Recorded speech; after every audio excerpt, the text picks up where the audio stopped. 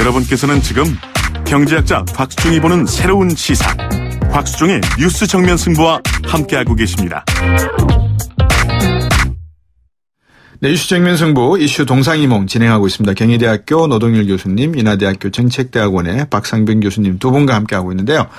지금 안철수 전 대표의 이 8월 27일 전당대회 출마를 놓고 저희들이 이야기를 나누고 있습니다. 이게 옳은 길이다, 아니다, 독배를 마시는 거다, 아니면 나오지 말아야 된다, 뭐 이런 내용인데 두 분 의견을 종합하면 나와도 괜찮지 않느냐라고 대충 이렇게 요약되는 것 같습니다. 과거사를 조금 짚어봐야 될 건데 그 앞서서 청취자분이 보내주신 문자 제가 하나 읽어드리겠습니다. 4345번님인데요.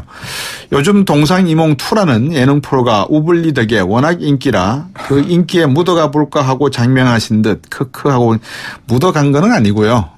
예.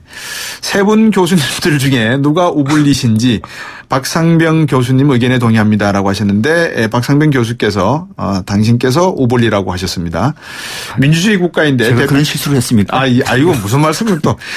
민주주의 국가인데 대표 나오고 안 나오고를 왜 남이 좌지우지하라 할까요? 전대투표라는 제도 통해서 선택하면 되지 않겠습니까?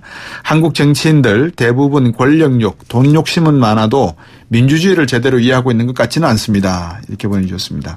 노동일 교수님 한 평을 해 주시죠. 청취자분의 말씀. 너무 그냥 처음부터 예. 나오는 게 자유지 이렇게 얘기해버리면 예. 사실은 평론 같은 것도 할 필요가 없는 거죠. 그렇죠. 그렇게 얘기하는 건 너무 결과지향적이고 예. 제가 보기에는 아까 얘기했지만 명분은 없습니다. 솔직히. 명분은 없고. 지금은 또 시기도 아니고요. 예. 그러나 예. 어쨌든 현재 국민의당 상황으로 봐서는 네. 아까 제가 이 속담 하나 들었지 않습니까? 예. 한식의 주나 청명의 주나 마찬가지니까 예. 이대로 두고 본다는 것은 국민의당이 지향하는 바도 아마 잃어버릴 것 같고 네. 제가 보기에는 중도주의를 찬성하건 안 하건 간에 네. 그걸 어떻게 보건 간에 만약에 천정배 의원이나 정동영 의원 중에 한 사람이 대표가 된다면 네.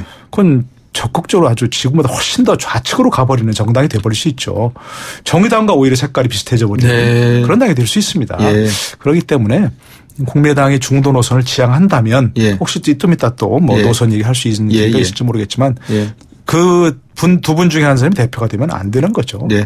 박상민 교수님 3부 마지막에 제가 역사 이야기를 잠깐 드렸는데 과거에 이해창 전 총재, 정동영 의원, 또 손학규 전 대표, 문재인 대통령, 홍준표 대표. 홍 대표도 나왔는데 40 며칠 만에 나왔는데 아무 문제 없었잖아요. 거기는. 그쪽에는 또 조금 우리 논양 밖에 있는 분들이라서. 예. 그래서 굳이 논양 안 해도. 역사적으로 보면 대부분 2년, 많게는 3년 가량. 그렇죠. 계시다고 오신 분들이 많아요. 김대중 전 대통령은 정계 은퇴를 하고 외국에 가지 않았습니까? 영국에 계셨었죠. 예, 그런 분도 있었고 또 가까운 사례, 그러니까 가깝게 등장한 것은 이회창 앞서 말씀드린 당시 1997년에 김대중 대통령하고 이제 경쟁해서 아깝게 지지 않았습니까? 네. 그러고 난 다음에 물러났다가 8개월 만에 당 총재로 복귀를 했어요. 예. 8개월 만에. 그때도 비판이 많았습니다. 지금 상황은 좀 비슷해요. 예. 우리가 탈당할 거야. 그러니까 이미 당대표 출마를 선언했던 분들이 우리 그때 서청원 의원도 그때 출마를 하고 그랬었죠. 네. 탈당할 거야. 이건 말이 안 돼. 그럼 대선에서 책임 있는 사람이 왜 나와? 이렇게 했습니다만 이해창 당시 총재가 당대표 나서서 1차에 과반 득표로 총재가 됐죠. 네. 그런 그다음에 대통령 선거에 또 졌죠. 뭐 이런 사례가 있습니다만은 그런 과거의 사례고 그러니까 지금 국민의당 입장에서는 앞서 노동일 교수가 말씀하신 것처럼 이것이 옳고 옳지 않으면 안철수 후보도 알고 있어요. 그래서 처음에 안 나오더라고 봅니다. 그래서 당분간 자중하고 성찰하겠다 말을 했던 건 아닙니까? 그런데 이것이 올바른 것인가? 다수 비판을 받더라도 앞서 우리가 독배를 얘기했는데 독배를 내가 마신다고 하더라도 다시 나를 던져서 이 당을 구하는 것이 올바른가는 우리가 이거를 그냥 밖에서의 고민이 아니라 당내 경선이기 때문에 당내의 고민도 함께 우리가 생각을 하자는 얘기죠. 예. 자, 이제 안철수 대표가 나오고 안 나오고는 앞에서 노동일 교수님도 지적해 주셨고 명분상으로는 명분이 없다. 그렇지만 본인의 판단, 본인의 뜻이 있기 때문에 그것을 또 존중해 주는 게 민주주의다라는 말씀까지로 요약을 하고요. 이제 한번 안철수 대표의 극중주의 또 중도연대 정계 개편 이 문제도 한번 짚어볼까 합니다. 어떻습니까? 안 전 대표가 출마를 강행하면 민주당으로 갈 의원들이 있겠습니까? 이렇게 되면은 사실 중도연대 정계 개편이 상당히 빨라질 가능성이 있거든요. 근데 지금 중도 개편을 지금 말하는 것은 상당히 어불성설이에요. 네. 왜 그러냐면. 안철수 대표와 비슷한 말씀하시네요. 아니요. 예. 아, 그렇습니까? 그 말 하셨습니까? 예. 저는 왜 하냐면은. 예. 안철수 전 대표가 지금 당 대표가 될지 안 될지도 몰라요. 예. 그러니까 이 국민의당에는 내부적으로 지금 상당히 긴장합니다. 다들. 누가 될지 몰라요. 이번에 또 결선 투표자가 있거든요. 예. 그러니까 2등 한 후보하고 1등에 가만히 안 되면 결선 투표해야 됩니다. 예. 그러니까 될지도 안 될지도 모르는데 예. 지금 벌써 정계 개편 얘기하는 것은 우리가 조금 과잉해서 안 되겠습니까? 안 안철수 전 대표가 될 경우에는 정계 개편 안 합니다. 그렇습니까? 예, 안 합니다. 왜냐하면 예. 극중주의는 강한 중심주의, 예. 강한 센터를 지향하고 있는 거예요. 예. 여기에 이제 앞으로 아마 그 지향이 있는 바른정당과는 선거에 정책연대 가능하겠죠. 야당이 어느 야당하고도 네. 있지만은 정계 개편을 해서 예. 세력하기는 쉽지 않을 것이고 예. 반대로 그러면은 정동영이나 천정배 후보 쪽으로 갈 경우에는 민주당과는 상당 부분 연대할 가능성이 많아 보여요. 민주당과는. 왜냐하면은 특히 대북 정책과 관련해서는 굉장히 친화적입니다. 양쪽이. 뭐 이런 경우 볼 때는 그런 가능성을 염두에 두겠습니다만은 지금 공개적으로 어느 후보도 네. 정계 개편이라든지 뭐 합당 이런 것을 좀 얘기하고는 있지는 않다. 네. 그런 상황이죠. 교수님, 지금 박상민 교수님 말씀 들어보니까 이게 약간 좀 모순적인 말씀이 중간에 있는 것 같은 게 안보는 보수라고 하셨는데 정동영 천정배 의원 같은 경우에는 상당히 북한 쪽하고 협력적으로 갈 가능성이 높다라는 말씀을 하셨단 말이에요. 아니, 북한은 안보가 아니고 남북관계입니다. 남북관계. 그러니까 네. 국민의당 안에 북한을 바라보는 시각이 두 가지 시각이 존재하는 것 같아요. 안보가 보수라는 시각과 안보는 진보적인 시각으로도 봐야 된다는 시각. 그럼 이게 어차피 깨질 땅 아닙니까? 그러니까 지금도 이미 이제 그야말로 심정적 분당이 됐다고 하는 분들도 많이 있고요. 그러니까요. 지난번 그 대선 국면에서 사드 문제 가지고 오락가락했던 그런 부분도 예. 결국 그렇다고 볼 수 있죠. 그러니까 예. 안보는 보수라고 얘기하면 결국 뭐 바른정당이나 자유한국당과 같은 궤를 가야 되는데 예. 그러나 국민의당이 호남에서 호남 기반으로 한다면 김대중 그 정부의 DJ 정부의 햇볕 정책을 개선하겠다. 그렇잖아요. 얘기했지 않습니까? 예. 그러니까 여러 가지 그 모순된 상황이 나올 수밖에 없는 것이고요. 그러니까 안철수 전 대표가 얘기했던 극중주의가 뭐냐. 예. 안철수의 새 정치와 똑같은 그런 또 애매모호한 개념 아니냐. 이런 얘기 나오는데 저도 극중주의란 말 처음 들었어요. 그래서 한번 찾아봤습니다. 찾아봤더니 예. 그게 이제 만약에 마크롱 프랑스 대통령 예. 출마했을 때 그 미국의 포린 팔러시 잡지가 CFR. 얘기했던 게 있어요. 예. FP라고 얘기하잖아요. 예. 그래서 이제 그런데 익스트림 센터라는 말은 예. 마크롱의 정체성이 불분명하다. 뭔지 모르겠다. 하는 걸 얘기하는 거다. 얘기하는 거. 그러니까 이제 우리가 또 중도주의 얘기할 때 언젠가도 제가 한번 얘기했습니다만 우리나라의 중도란 예. 좌도 아니고 우도 아니고 예. 보수도 아니고 진보도 아니고 예. 그야말로 정책에 있어서의 어떤 예. 애매모호함을 얘기하는 것이다. 예. 이렇게 얘기했지 않습니까? 네. 그건 뭘 얘기하느냐. 보수 쪽에서는 자기 편이 아니라고 얘기하고 그러니까요. 진보 쪽도 자기 편이 아니라고 얘기한다는 겁니다. 양쪽에서 다 비판받는 그렇죠. 예, 다 비판받을 수밖에 없는 것이고 좋은 말로 해서 정책의 유연성을 얘기하지만 네. 때로는 지금 마크롱이 보이는 것처럼 이도 아니고 저도 아니고 그냥 상황에 따라 휘둘릴 수밖에 없는 그래서 처음에 당선은 됐지만 네. 지지율이 급전직하해버리는 네. 급락해버리는 이런 상황을 얘기할 수밖에 없는 겁니다. 예. 그러니까 안철수 전 대표도 지금 극중주의가 뭐 세계적인 추세고 뭐 마크롱이 당선된 것도 그것을 얘기한다 했지만 네. 지금 상황을 잘 모르는 것 같아요. 예. 지금 옛말 마크롱 대통령이 인기가 네. 급락하고 있고 예. 정책을 이렇게 저렇게 왔다 갔다 하다가 결국 아무것도 추진하지 못하는 예. 그래서 불통의 상징이 돼버리는 예. 이런 상황을 지금 현재 상황을 잘 모르는 것 같은데요. 예. 극중주의 익스트림 센터도 결국 나온 그것이 배경이 예. 정체성이 모호하다. 이걸 비판적으로 사용하기 위해서 나온 단어라는 걸 좀 알았으면 좋겠다는 생각입니다. 1270번님 안철수 전 대표께서는 딱 한 가지 선택밖에 없는 것 같습니다. 다시 민주당으로 돌아가서 예전처럼 범을 잡든가 잡아먹히든가 마지막 승부를 벌여야 하지 않을까요? 이렇게 보내셨는데요. 박상병 교수님, 네. 노동일 교수님의 말씀과 함께 한번 전 말씀 주시죠. 그러니까 지금 극중주의란? 극중주의는 우리가 평면적으로 보면은요 좌와 우 사이에 있는 겁니다. 네. 평면적으로 안 보고 삼각형으로 보면요. 예. 삼각형의 꼭지점이에요. 예. 그죠? 그러니까 우리 정치의 이데올로기적인 스펙트럼을 그냥 2차원적인 평면으로 볼 것인가. 그 평면을 거부했던 것이 국민의당의 창당 정신입니다. 예.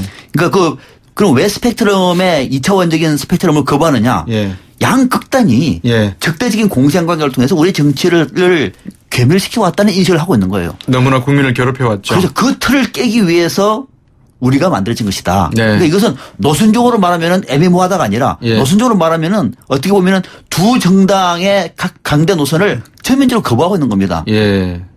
이거 답이 와닿는 거죠. 거기다가 예.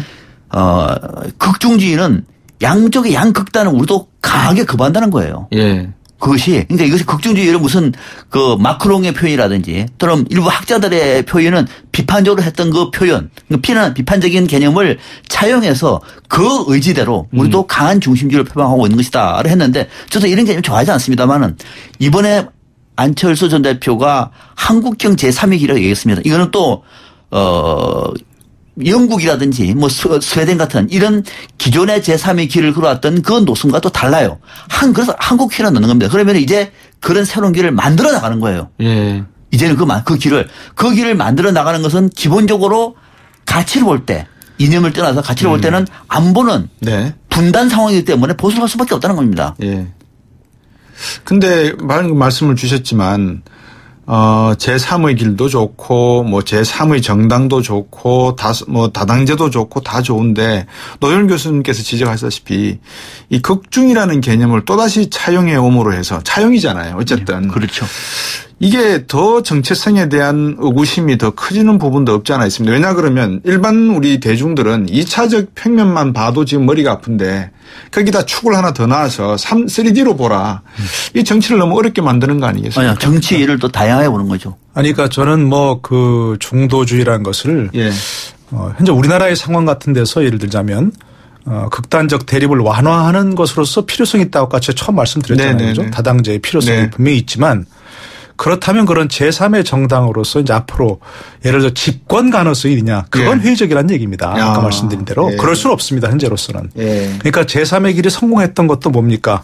보수당의 철저한 기반을 두고 변화하는 네. 중도로 가는 예. 그리고 노동당이 기반을 두고 철저한 기반을 두고 그다음에 제3의 길을 가는 그것을 이제 어떤 중도를 끌어들이는 예. 그런 경우에 성공을 했지 처음부터 포지셔닝을 우린 좌도 아니고 우도 아니고 가운데다 해가지고 성공한 예는 없다는 겁니다. 예. 지난번 마크롱이 성공한 것도 무슨 중도주의를 표방해서가 아니고 다 아시지 않습니까? 극단으로 가는 르팽이 싫기 때문에 진짜 선택한 것이지 예. 그게 무슨 마크롱의 포지셔닝이 성공한 게 아니거든요. 예. 마크롱의 무슨 중도주의가 자기 스스로 뭐 중도주의 뭐 제3의 길 네. 표방한 것이 아무것도 없었습니다. 예. 그냥 결선 투표 갔을 때 르팽이 싫어서 그랬던 것이지. 그 대목도. 예. 그러니까 잠깐만요. 그러니까 우리나라에서 뭐 제3의 길 좋습니다. 뭔가 새로운 거 모색해가는 건 좋죠. 네. 모색해가는 건 좋고 그것이 아까쯤 얘기한 대로 뭐 새 정치처럼 아마 모호한 것으로 끝날 가능성이 높지만 예.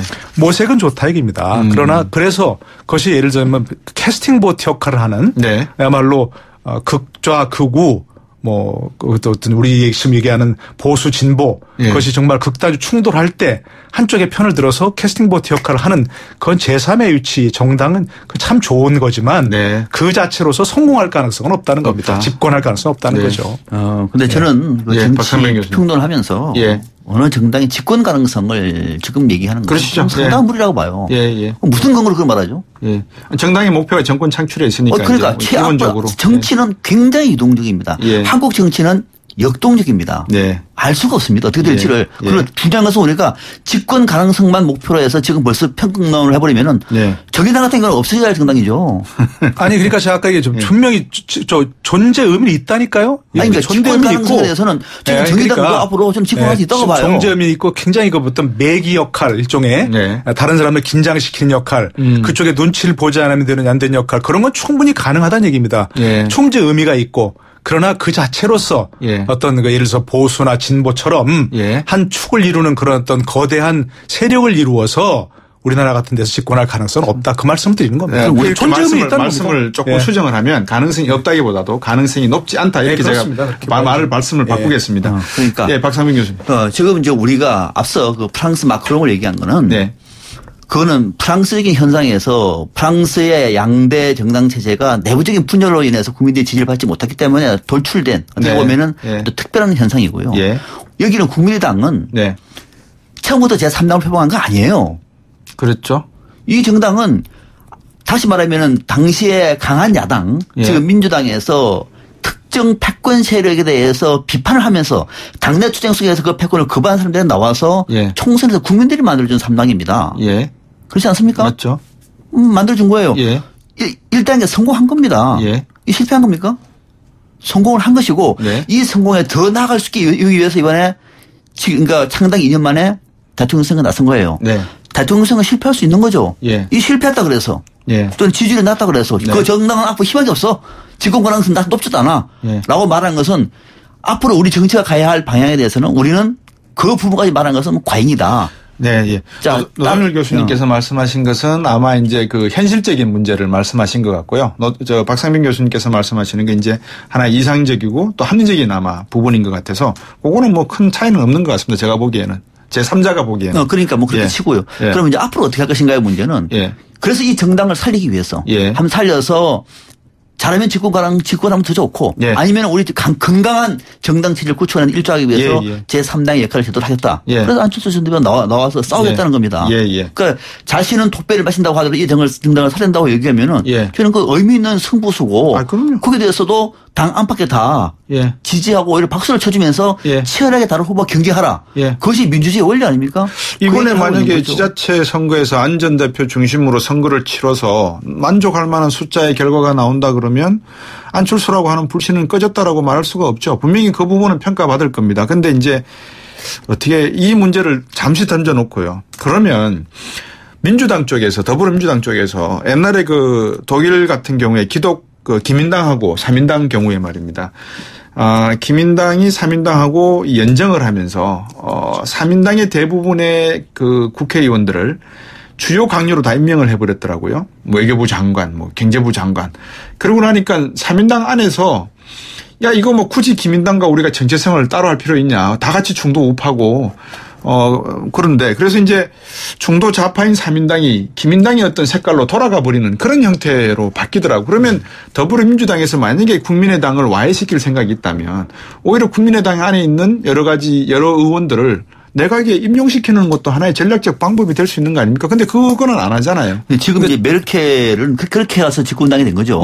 그런데 독일은 내각 책임지지 않습니까? 그러니까 우리나라의 제가 말씀드리고 싶은 거는 이 국민의당의 존재의 가치, 의미가 어떤 면에서 개헌과 내각제의 의미도 있지 않냐라고 하는 생각이 들어서 여쭤본 내용입니다. 그러니까 앞으로 이제 개헌을 하자면 지금 국회의원들의 그 가장 큰 소망은 내각제죠. 내각 책임제를 하겠다 생각인데 우리 국민들이나 또 많은 그 여론의 흐름이 내각 책임제는 곤란하다 현재로서는 현재 국회의원들 수준으로 봐서는 그렇죠. 뭐 그런 것도 있고 또 우리 어떤 그 국민적 정서 그것도 굉장히 중요한데 정치적 정서 대통령제에 익숙해 왔고 수십 년간 지금까지 계속 대통령제를 해왔는데 내각 책임제를 한다는 것은 너무 큰 변화다. 뭐 그런 점도 있고요.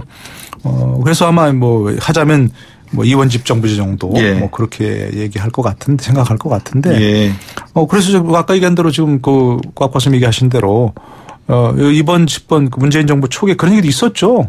뭐 국민의당의 내각을 몇 번 한다든가 그런 움직임도 있었을 겁니다. 솔직하게 얘기해서. 그런데 그걸 국민의당 스스로가 거부했죠. 그렇게 되면 국민의당이 바로 이제 와해 길로 가는 것이고 민주당이 흡수되는 것이고 그런 거기 때문에 아예 처음부터 거부를 해버렸죠. 그러려면 아예 정책 연대를 하자. 이렇게 나왔던 게 바로 그런 거죠. 그리고 국민당을 지키려고 하는 것이. 근데 아까 이제 저는 제가 말씀이 조금 오해가 있을지 모르는데 전 아까도 얘기했지만 국민의당 존재 의미가 있다고 했습니다. 대통령을 배출하지 못하는 정당은 존재 의미가 없다. 그러면 안 되지 않습니까? 모든 정당이 존재 의미가 집권해야 한다. 당연히 그렇게 할 수 없지 않습니까? 그래서 저는 그래 지금 안철수 전 대표가 정말로 그렇게 어떤 국민의당의 존재임을 생각한다면 정말로 건강한 캐스팅보터 정당으로서 정책 연대를 다른 당과 집권한 정당과 할 수 있는 가능성을 늘 열어두고 그러나 독자적인 의미 생존의 의미를 가진다면 그건 전 좋다고 생각합니다. 우리가 좀 전에 얘기한 제가 처음에 나갔을 때 어떤 국민의당 토론에 나갔을 때 안철수 전 대표의 정치적 어떤 적성 얘기를 했을 때 그건 대통령이 되겠다고 했을 때 얘기입니다. 만약에 본인이 난 대통령이 되겠다는 생각을 접고 건강한 어떤 정치 생태를 이루는데 한몫하겠다. 네. 기여하겠다. 예. 그렇게만 어떤 자리매김한다면 예. 충분히 가능성이 있는 거죠. 예. 2분 30초 남은 시간을 박상민 교수님한테 다 드리겠습니다. 말씀하십시오. 네, 고맙습니다. 우리가 지금 이제 국민의당을 어떻게 볼 것인가는 좀 다른 차원에서 보자. 예. 우리 한국 정당 정치가 상당 부분 아마 이 방송을 듣는 애청자분들도 그게 그렇게 중요한 문제일까 생각할 수도 있겠습니다만 예. 굉장히 중요한 문제입니다. 우리 정치는요 싸움판입니다. 상대방이 죽어야 내가 이기는 거예요. 이 비극을 끝을 내야 됩니다. 예. 이걸 정말 정치학적으로서 통탄할 일입니다. 예. 심지어 제가 농담으로요. 예. 짜장면이 좋느냐 짬뽕이 좋으냐 할 때 아마 호남에서 짜장면이 좋으면 영남에서는 짬뽕을 좋아할 겁니다. 이런 식 이거는 시민사회의 다양한 갈등을 정치권이 소화하는 것이 아니라 예. 시민사회의 다양한 갈등을 정치권이 더 폭발시키는 조장하는 거예요. 그러면 예. 이거는 안 된다. 그럼 어떻게 할 것인가. 예. 그때 저는 개헌을 얘기했는데 개헌은 시간이 많이 걸리니까 다당체제가 됐으면 좋겠다. 그리고 정의당이 원내 교섭단체가 되자. 정 안 되면 교섭단체 의석을 낮추자. 아무리 저는 야수 요구하더라도 안 됩니다. 네. 마침 제 3당이 됐어요. 예. 3당 체제. 드디어 4당 체제가 됐습니다. 예. 이 기회를 놓치지 말자는 거예요. 예. 그래서 국민들이 다양한 선택을 가지고 만들어 나가되 네. 다만 정당 민주주의를 강화하기 위해서는 그 정당에서의 자율권은 그 정당의 당원들에게 맡기는 것이 기본이에요. 예. 국민의당에서 당대표를 뽑는 것은 우리가 뽑는 것이 아니고 전 당원들이 뽑는 겁니다. 예. 그 정당의 자율성을 보호해 주는 것이고 그 정당에서 국민들의 시선을 끌고 정책 경쟁을 치열하게 하고 또 나는 축제를 가든 예. 고해 성사하다는 건 그 정당의 문제를 지켜보는 것이지 예. 바깥에 서서 예. 이거 정당에서 누는 나오지 말라 나오라 심지어 당 안에서도 예. 이거는 우리가 객관적으로 평가할 수 있어야 좀 우리가 정치 의식을 높게 평가할 수가 있는데 모이고 또 안철수 전 대표의 의지대로 자신이 독배를 느꼈다고 얘기하는 그 가오를 우리가 너무 폄훼한다든지 왜곡하지 말자. 제가 만약에 그런 입장이 된다고 하더라도 많은 당원들을 요구하면 저도 뛰어들겠어요. 너무 가혹한 비판은 오히려 정치 발전을 저해합니다. 그러니까 네. 그런 차원에서 한번 우리가 좀 폭넓게 고민하는 성숙한 자체가 필요하다는 거죠. 노동일 교수님 30초. 네, 저도 마찬가지입니다. 이왕 여러 가지 평가할 수는 있지만 네. 긍정 부정 평가할 수 있지만 안철수 전 대표가 그렇게 지금 다시 출마를 처리한다면 또 농담의 대상이 되지 않겠습니까? 그렇죠. 그러니까 그거는 안 되는 것이고 예. 가능하지 않은 일이고요. 예. 기왕 출마를 했다면 예. 이제 처리하라 그런 얘기보다는 지금 그러면 어떻게 한번 이게 건강하게 멋있게 한번 치러볼까 이걸 고민했다라고 봅니다. 네. 네. 경희대학교 노동일 교수님, 인하대학교 정책대학원의 박상병 교수님 두 분과 함께 이슈정면 승부 동상이몽 진행해봤습니다. 청취자 여러분 어떻게 들으셨습니까? 매주 화요일 기대해 주시기 바라겠습니다. 감사합니다.